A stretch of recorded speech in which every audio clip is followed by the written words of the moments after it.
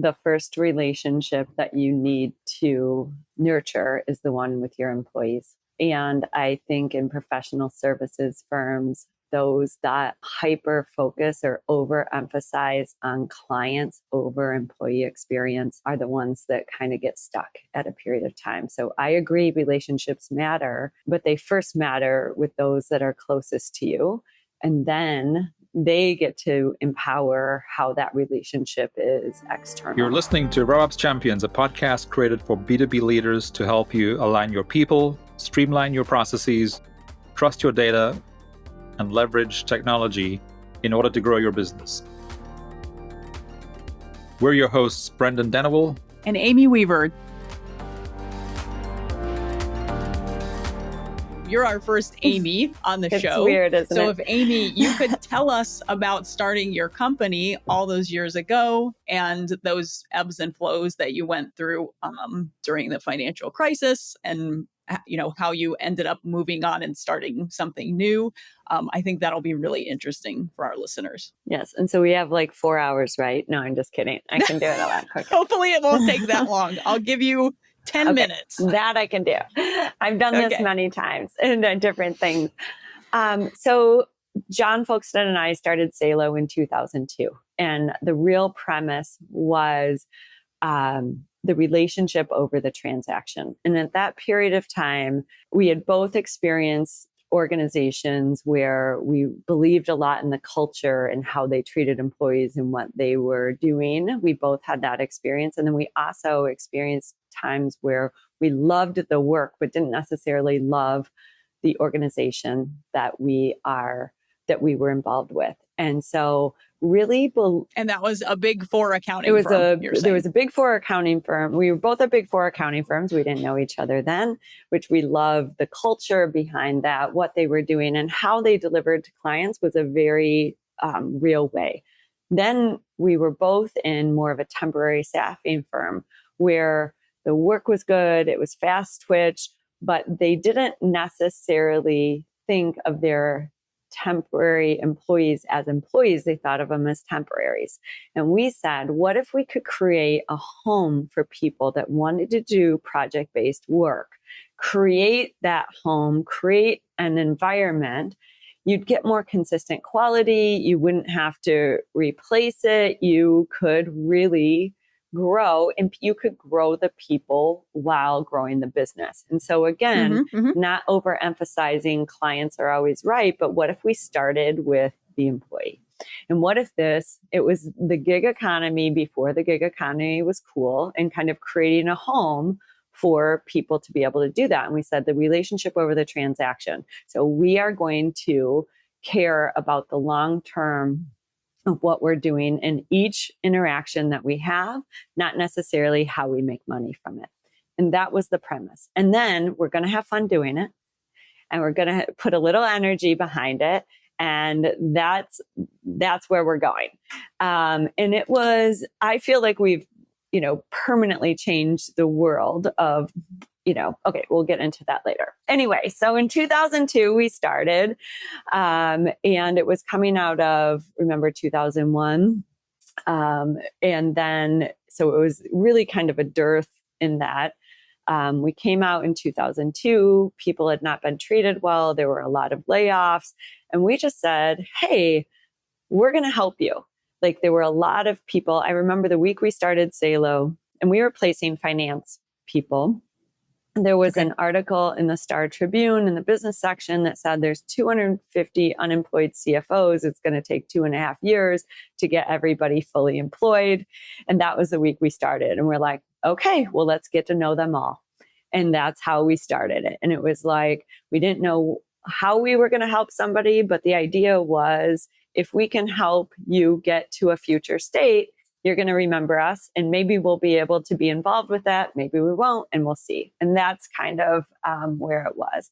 So grew like gangbusters, like I said, 47 million in 7 years. I'll throw in a little personal history of my first son was born 9 months after I started Salo. And then I had twins 2 years later. So in the first 3 years, 0 to 20 million in revenue, 3 kids under 3.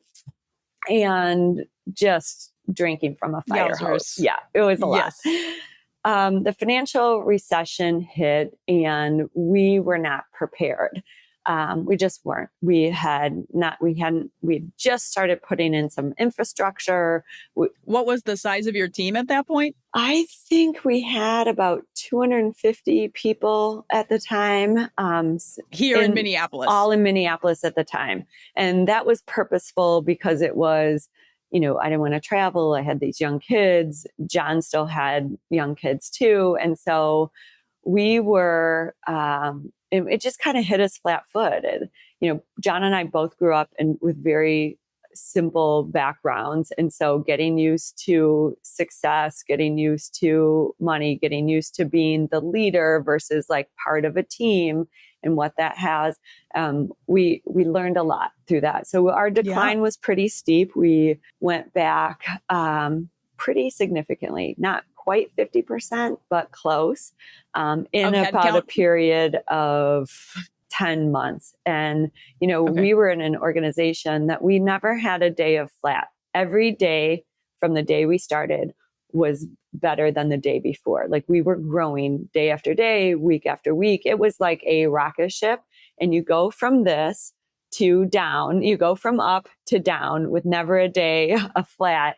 It's a good learning opportunity. That's what I'll say. Yeah. And I would say we did three things. We did a lot of things wrong, but I would say the three things we did right at that time was just sort of readjust. And we just kept saying like, if we just got back to here, if we just got back to here. One day we stopped saying that and we said, what if we are going somewhere versus getting back? And that really kind of propelled us. We put in our first advisory board, so gaining that outside experience, having other people who had been through it, wish we would have done it years and years before. We might not have felt the pain so much.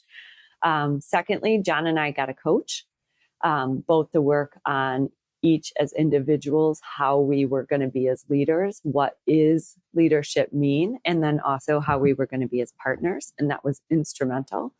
And then the third is we put together our first ever official strategic plan. And I think if we go through, as we go through this, you're going to hear me say mission, vision, values, focus, intentionality. What are you going to do? And that was born when our company was dying.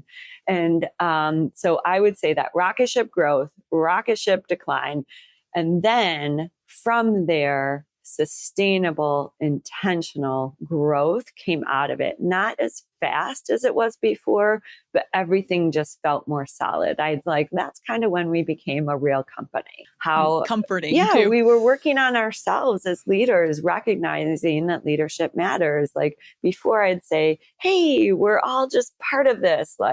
And now it was like, okay, how are we acting? What are we doing? We started to really put in teams of people. And that growth was, again, every year up until we hit the global pandemic. We had an initial decline. And then it was rocket ship again, because now all of a sudden the gig economy was fun. And the other thing that we did intentionally through that time is John and I were working on how do we make the founders, I'm going to say irrelevant in the company, but actually sort of, how are we going to get the organization to be professionally led where the founders don't have to be in it? With the idea of that gave us a lot of options. It turned out that gave us options to be able to sell and to exit to a strategic buyer. But that wasn't necessarily the plan, but we had transitioned and we had moved. We had somebody in the organization that we put in multiple different spots. She started taking on more and more responsibility, and we eventually promoted her to CEO. John and I were on the board. She was reporting to the board, and that really allowed us a really great platform that then buyers thought was good to be able to sell. So we had a successful sale coming out of the pandemic. We ended just shy of 1,000 employees. In 2022, we sold officially February 1 of 23.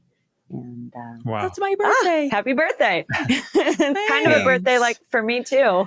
New birth. Yeah, what a big day. Yeah, amazing story. I love that. And so now, I mean, are you going to do some things differently this time around? Oh, yes, I'm going to. Heck yes. That's why it's kind of fun.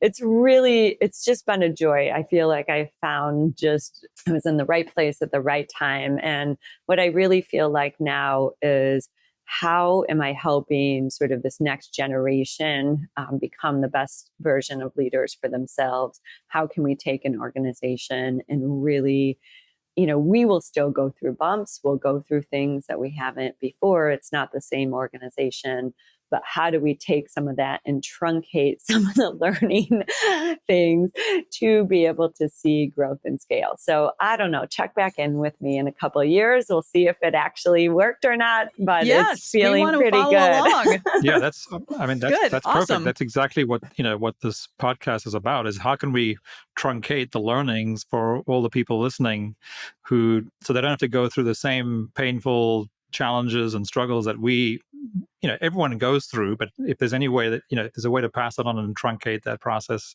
that's always, I think, a very big gift to give. I would say get advisors that have been through it, number one. And secondly, seek feedback in learning and recognize that if you are getting feedback, it is a gift. And, thinking in every interaction, how do I get better? How do I get better? How do I iterate? What do I do from here? When I've been in that mindset, I feel like, and when the teams are in that mindset, that just feels really good. You have to establish trust first. That's not an easy thing to do, but I think when that happens, it's really, really good. And that's kind of the culture I'm hoping that we're doing in this new organization. And yeah, we're already seeing some good stuff. So I would like to know maybe where your passion lies in the areas that we talk to our guests about most frequently, whether that is people, the process, the data, or technology, that all have to kind of be in alignment and integrated with one another to help grow a business. Yes, well, that is easy. Mine is always about the people, no question. I think from even my history has always been in professional services and has always been sort of people and service as the product, not necessarily a product as the product. And so where all of those things matter. I always say 3: people, process, systems, but I think you're adding technology. Data and technology you could combine. You could either overlay it or integrate it, but regardless, you still need people in the thing. So I would say people, culture is definitely, and if I think about sort of a passion, it's truly when I'm at my best or when I feel the best about what I'm doing, it's helping people get to a place where they want to go or where they might not have seen they want to go, like a destination, or like, oh, that little thing helped me get beyond where I am today. So would that be from like a client's perspective or employees, or a little bit of both? Yes. Or somebody I encounter, or anything, like in any regard. It's like how to get to an outcome that somebody wants for themselves is good, or just helping them see something just a little bit differently than they see. That makes sense. Well, a lot of companies, obviously, their main objective is growth. And we talked to several companies where maybe their growth is really fast. Maybe some other companies or experiences that a person has had where the growth was kind of slower going and maybe a little bit more painful. Yes. So looking back on your career, if you could think of, maybe an example of each, a team that was kind of a well-oiled machine and was growing at a rapid pace comfortably, and then maybe one that didn't go quite as well. for the same team in different economic cycles. Times. Yes. Yes, I can think of both of those very much so. I think first I'll just start when things are humming along, when growth has happened. So when I started my company, my business partner and I started off, there were two of us. And within 7 years, we went from 0 to 47 million in revenue. So Okay. I would call that rocket growth. I would agree. It was pretty fantastic. The next section is when it goes down from the financial recession and some things that we were doing before we came out of that. And then it was more sort of sustainable, sustained growth from there. So I feel like I've been in multiple different segments of growth, but that rocket growth, I guess anytime that I feel like it's going well, it always comes back to alignment, intention, and focus. And I think if I talk about starting with alignment, having a very, very strong mission, vision. So where are we going? You know where we're going. I know where we're going. Everybody can articulate it. Knowing the why behind it. Why are we doing this? Why do I get up and come to work? And I think the why is mostly important when things are not going well. Like you have to remind yourself, like, this is why I'm here, from like, here's why I'm doing the hard stuff, to like when it's going easy, like, this is why I do the hard stuff, but it's like, what in that, what brought me to this work and what is in it, for when it goes awry. And then the values, like what are our behaviors? How are we doing? And how do I know when I'm doing it right? How do I know when I'm doing it wrong? And when do I have the most autonomy as a leader and as an employee? When you're doing it right is when you can say, these are the values. Here's what's expected of my behavior. And here's how I know how to do it. And so when I think of the well-oiled machine, those are in place. Everybody knows about it.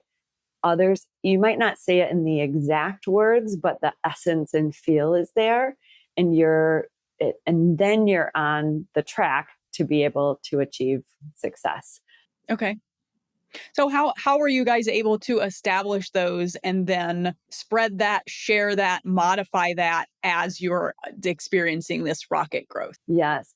Well, I would say in the first segment for us, it existed and you could feel it. Like I would say we were heavy vision and heavy mission. Like we were like, this is where we're going and we're new and this is exciting. And those that wanted to be part of that excitement jumped on board.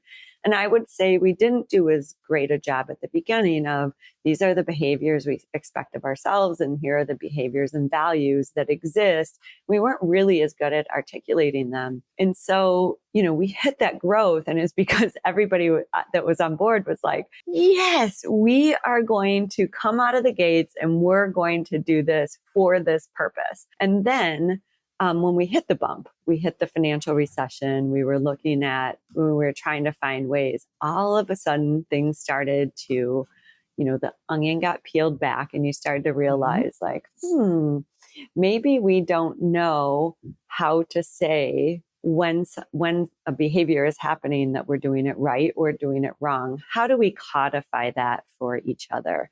And so when we hit the skids and really dropped, not as fast as we rose, but felt worse, and we hadn't experienced anything else, we just sort of took a step back and we put in our first official strategic plan and we started from the beginning. And that was, okay, how do we put these things that exist? Every company has a culture. I think those companies that can articulate their own culture in a very specific way do better. So, for example, if your culture is we work hard, okay, everyone can say they work hard, but you're going to work here. You are going to make lots of money and you are going to sacrifice your personal freedoms to make lots of money. And this is what it is. And people say that and companies say that, they will attract those that want that. Okay. Mm-hmm. But if you say, we're a light and friendly company, we believe in, flexibility and this, and then you don't perform that way, you're attracting people who aren't aligned. Does that make sense? So Yes, that's a absolutely. good binary example. And Yes. so it doesn't matter what your culture is. Like people are like, I want to work on my culture. I'm like, first, can you define it? And so I feel those companies that do well, or when I've been on a team that has performed well, we know what our culture is, we know what it's not, and then we live into that. And hire around it, And I'm hire assuming. around it. It's like, be true to it. Like, this is part of our culture. We are an early morning crowd. Everybody's here by 7:30 in the morning. If you are a late night person, you will have missed a big part of the day. It's not to say that that's not okay. I mean, that's okay. It just might not be okay for here, for example. Okay. Yeah. And what about, to switch gears a tiny bit, what about when you guys are thinking of implementing a new technology? How did you go about that process? And what were some things you did to ensure that everyone was on board with adopting it and the process was as smooth as possible? I don't know. You go through lots of mistakes before you kind of get it Yeah, right. those I think a count lot too. of times. I think when it goes well, it's just communication, making sure more people. I think there's two ways to communicate. One, it's like we communicate at the top, we figure out a message, and we cascade it down. And so then it goes to this person then has to get it to 7 people, that person has to get it down. That is definitely one way. I always find the more people that are involved in making the communication at the beginning, probably can't have all 1,000 people do it or 200 people, but the more people involved with, hey, why are we doing this? What does it matter? What is it going to get to? Where are we going to get to? The more people involved with that are the more people that own it. And so let's say you have a bigger group at the beginning who does that. Then as it cascades out, more of like a cascade out versus a cascade down, that I have found that to be better. Amy, I have a question for you. I know you started talking about, alignment, and then you were sort of getting towards intention. Was there anything else that you wanted to talk about around intentionality? Yes, I for sure will. I mean, intentionality matters. I always think be intentional. How you set up your office, what does that mean? How do you communicate? How do you show up? Every time I'm in a team that's working really, really well, we have said, this is how we intend to behave. And then we fill it in and behave that way. And again, I take judgment out of that, right? Just be who you are as an organization. That's okay. Set that intention. So the intentionality behind what you're doing. We had our values. One of them was positivity. So when people encountered our company, there was something going on in their lives. Either an individual was in transition, unsure of their work life, not sure what they wanted to do next, or a company was struggling getting to an outcome that they wanted, wasn't sure if they had the right team. And so you think they're always coming with some version of like, oh, I'm sort of stuck, so I have to talk to you, and just where we want them.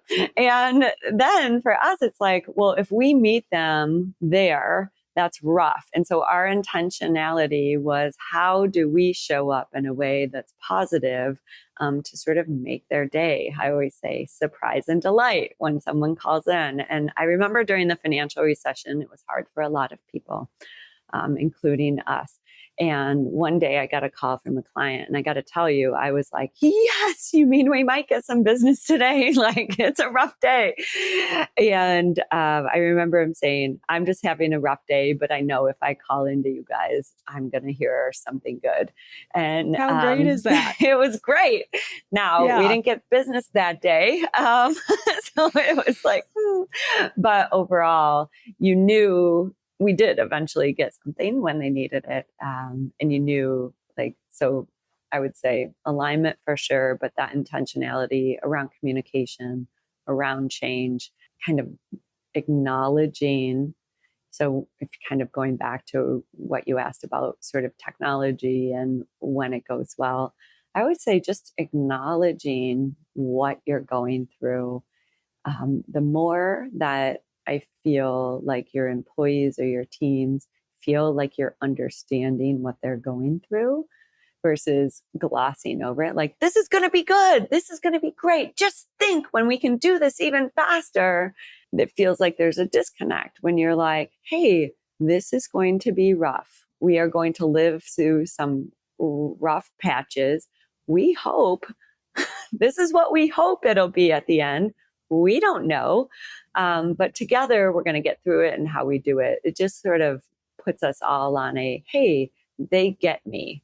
And that's what I try to think about. They get me. The mentality is positive, but you're also authentic and realistic, and you're noticing when it's not so great. We can have a positive outlook while still acknowledging the current reality, is what I'm hearing. Yeah. And I think like a couple times when I've gotten it wrong, it's because I've overemphasized positivity, right? I mean, I've had multiple examples of where it's gone wrong, but one of which is it's like, yay, we're going to do this, or it's not that bad. And then, I remember, I'll take it back to the financial recession again. I remember one of my employees going like, hey, I don't know if you know, but it's really bad for our clients. So if you don't think it's bad here, maybe you don't know what's going on.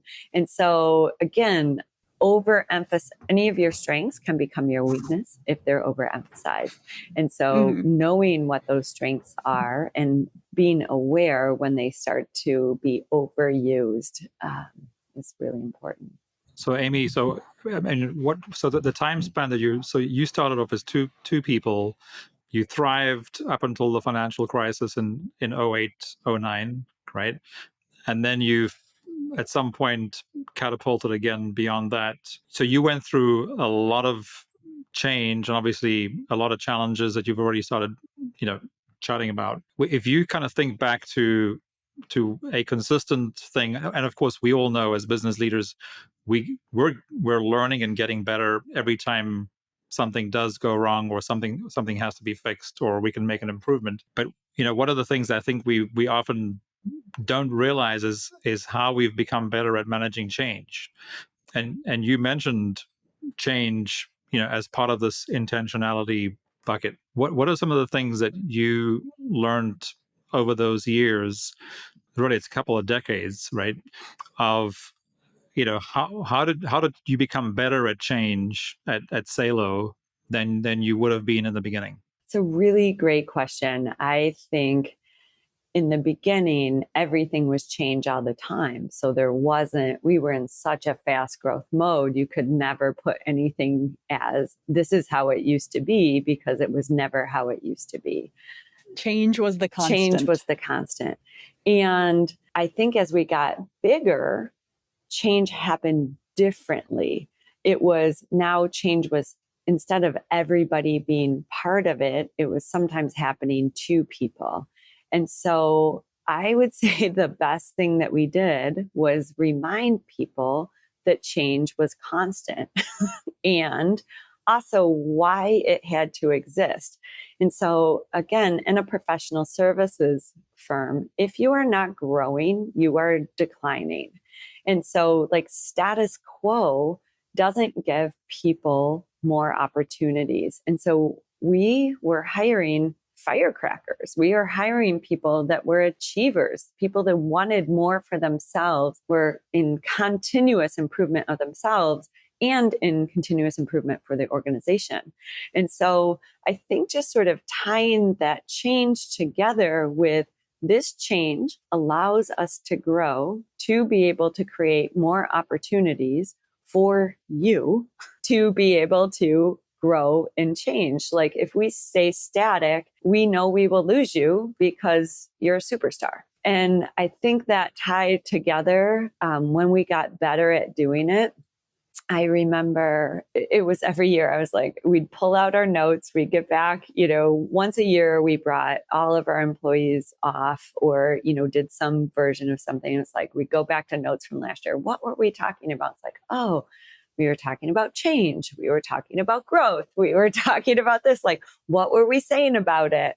And like sometimes when we got really good, it's like, remember last year, we were talking about this. And then sometimes I bring it back to remember why you joined us. You joined us because we were a fast growing, super fun, very innovative, high achieving organization. To be super fun, very positive, high achieving organization, you have to continually feed that. You are now part of that. And so at certain times, it's going to feel hard. And again, acknowledging that it's going to feel hard for them, or when it's change you want versus change you don't, it's very, very different. And just acknowledging not all change is going to be the stuff you want, but what can we get out of it at the end?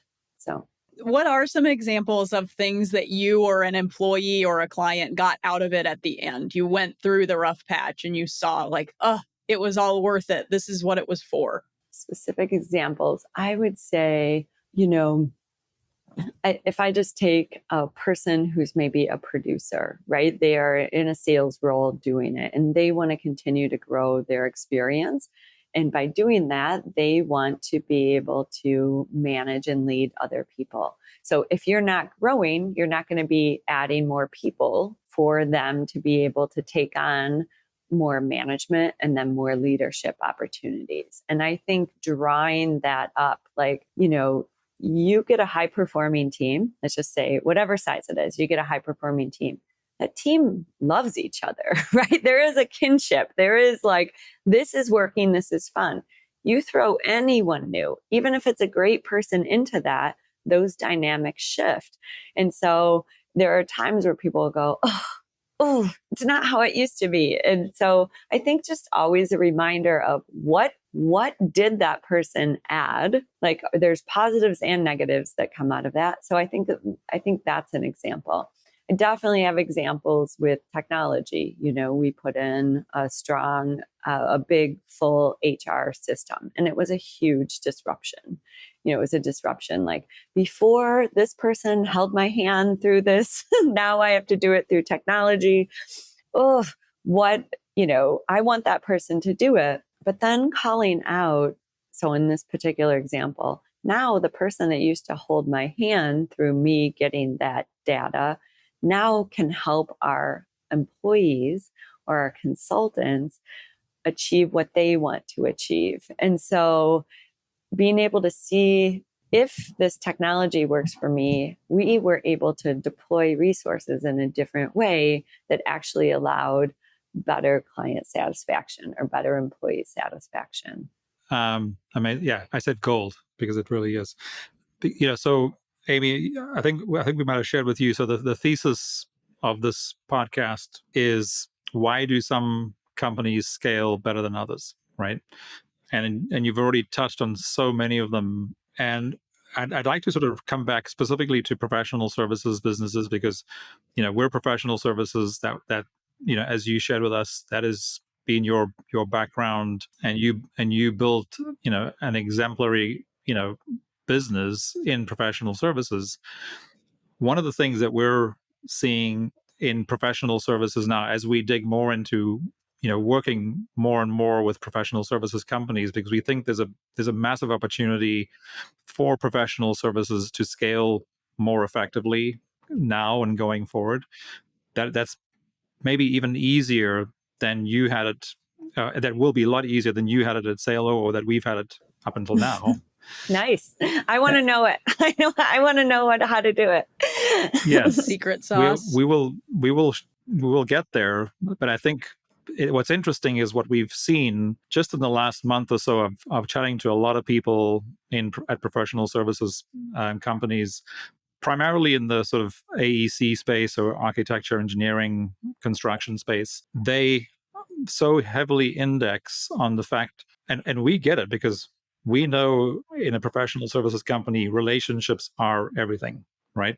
But what we've realized that they've totally over-indexed on relationships to the point where they're frozen, as my kids would say, or our kids would say, in the 1900s, that they don't realize there's so much more you can do now to grow a professional services business through relationships by using some tools and data that did not exist 20 years ago. I mean, you just gave the example of the HR system that you brought in, and you knew as a leadership team it was going to be very disruptive, but you at one point on one day in a particular meeting, you made the decision that going through that disruption was going to be less painful than not doing it, right? Whereas there are still a lot of professional services companies who, have this thing where like, well, we've always grown through relationships and we will continue to do that. And we believe that that's a very dangerous place to be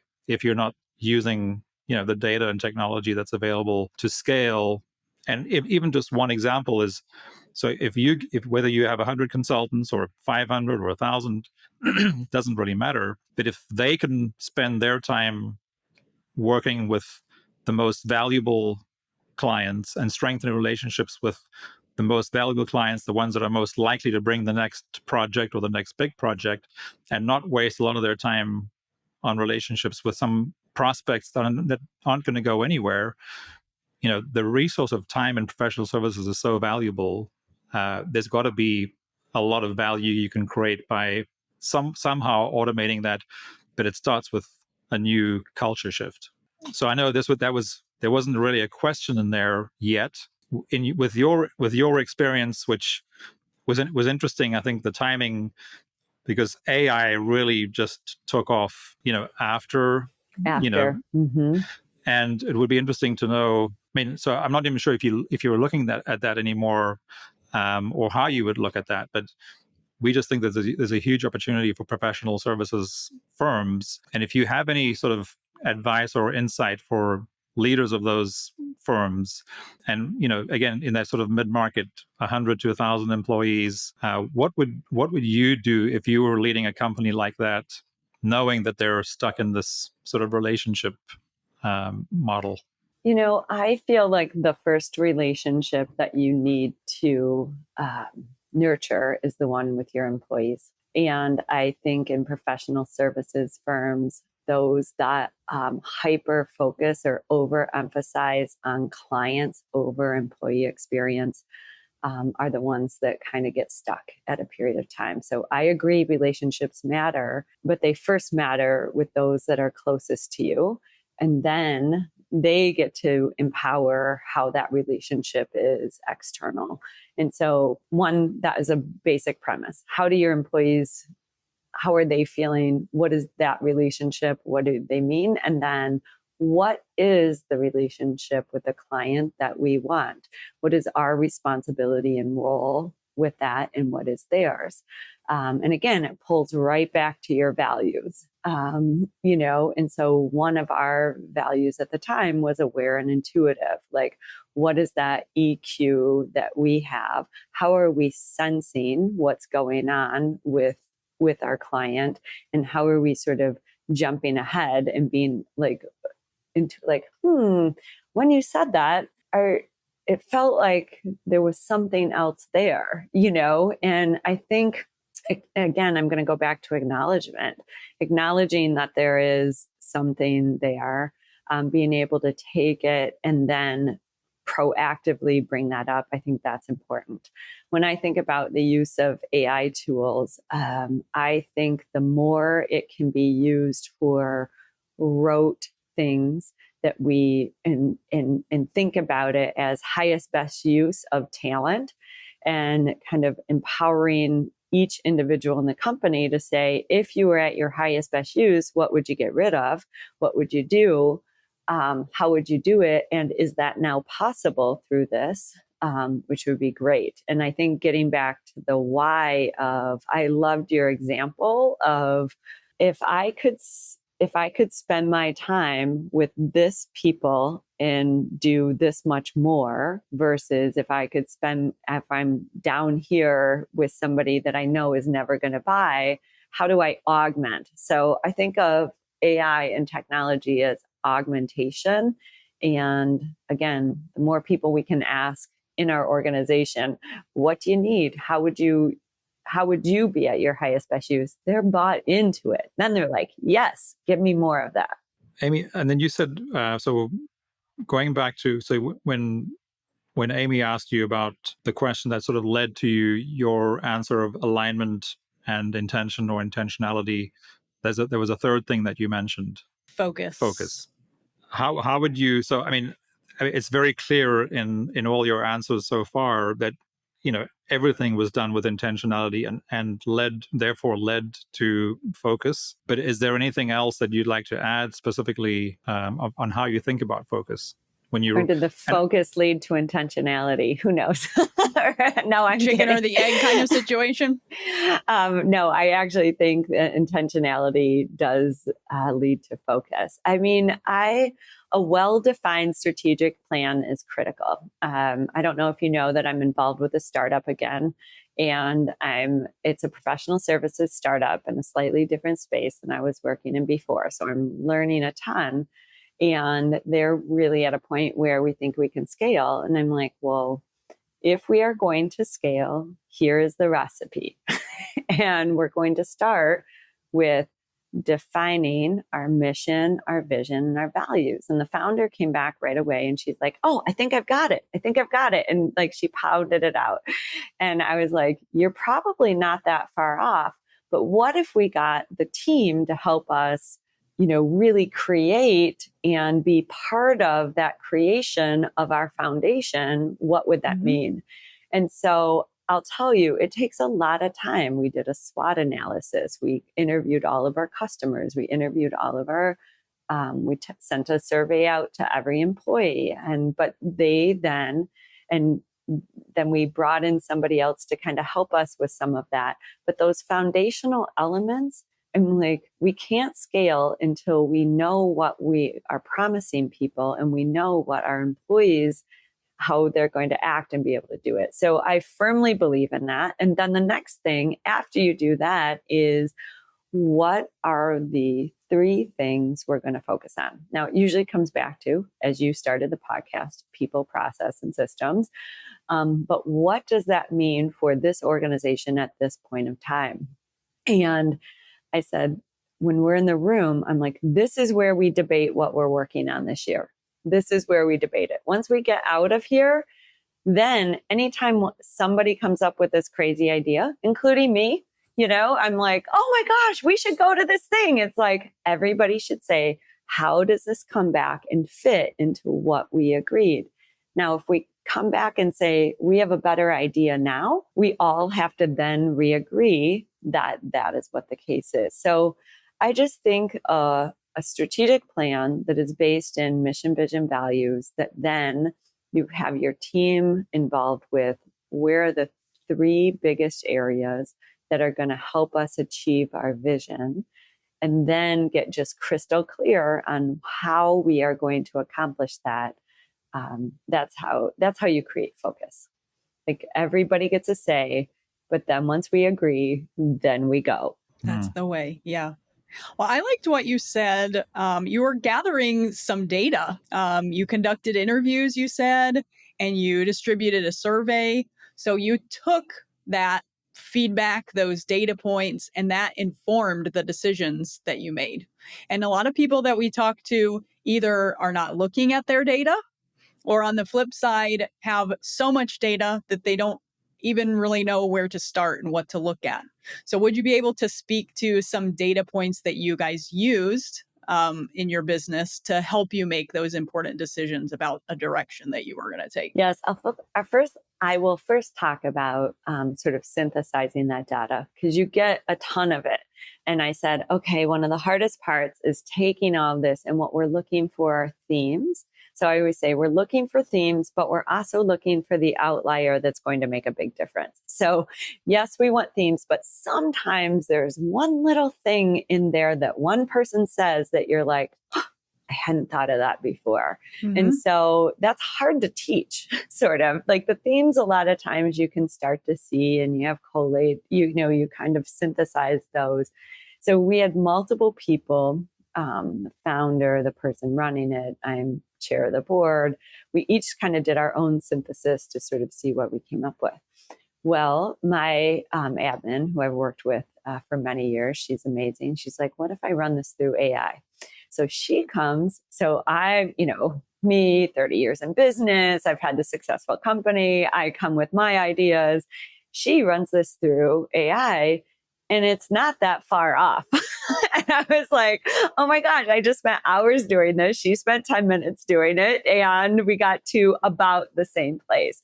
Now, I do feel like I learned a lot by going through it myself. So one, just sort of that process and how you bring this next generation of information, how you do it faster, how it's augmenting me. I guess that's a real example that I've now used. I would say that. The second thing is, there were things that we heard both from our clients and from our employees. So it was like, I'm trying to give an example. Sort of this, we kind of coined it as shoulder to shoulder. We're a professional services firm. So in some organizations, it's, we come in, you get your information, we do all the work, and then we report back to you. That's not ours. Ours is really, we in effect become part of your team. And so it sort of came up like, one of our clients is like, well, you kind of sit next to us. And then somebody else said, well, when we go in with a client, sort of we sit next to them. And so this, when it was coming both ways, this shoulder to shoulder really sort of resonated for us, and now has become a way to, kind of create a picture of how we work with clients. Is that a good example? Yes. Yeah. You're taking all the different responses from the various people that you asked for feedback, and you're saying the theme of what we're hearing is that we work shoulder to shoulder with our clients and maybe teams internally as well. Yes. And so then that then becomes a value of how we live, right? And so if I'm working with a client and all of a sudden I'm telling them versus participating with them, that's very different. Yeah. Amy, so just sticking on the data thing for a little longer, one of the things that we also see is that different companies use different KPIs or metrics, that the leadership or the leader of a different functional area uses to run the day-to-day, week-to-week, quarter-to-quarter, et cetera. So for example, in professional services, a very common metric is revenue per employee, right? You're familiar with that one? Did you use that one too? No. Not really. No. Okay. We didn't. We should have probably. Well, in certain respects we did, but it wasn't like a common KPI that we used, honestly. Right. Well, and I think one of the reasons that a lot of professional services firms use that metric is because it's one very simple metric. So if you're tracking it monthly, quarterly, annually, et cetera, it's very easy to tell, if it's increasing or decreasing, first of all. And it can also tell you, what if your margins are improving or not, because if your revenue per employee is increasing, but your profitability is not increasing, then you have another problem somewhere else. But it's a really good first, indicator. So what you're doing now, how are the metrics, being in a startup now, sort of 20 years after, or how do the metrics, you think, how are the metrics going to be different in the startup now versus what you were using at Salo? Well, when we started at Salo, I'm pretty sure we didn't have any metrics. That's how I would do it. And I was also, as you were talking, I was thinking about that revenue per employee. And when we started, we were in everybody was just sort of in it. It was just like, we're going to go. And so I would say our revenue per employee would have been outrageous, right? But we didn't have the infrastructure and systems and processes in place to sustain it long term. To scale. And so you couldn't I think scale. Yeah. We couldn't scale, or we did, but we scaled at the sacrifice of having a few people do a lot of things, which made us very vulnerable. When you have a team of superstars with no infrastructure, process, or systems, you are a vulnerable company. We made we were making more. So if we would have only looked at that KPI at that time, it would have been like, awesome. Now we start to put infrastructure in. And as we put that infrastructure in, we're making less per employee. You could almost say, well, gosh, we're not better off now, but yet we were. And so I just think of like, what gets measured gets done. So be careful that you know what you're measuring and what you're watching. That's the only thing I would say. That would be the downside of that if I think about it in the early years. Sure. Right? In the early years. I guess now, I was thinking more about like when Salo was at like 100 plus people, and knowing that what you're doing now, I'm sure is going to be at least that as well.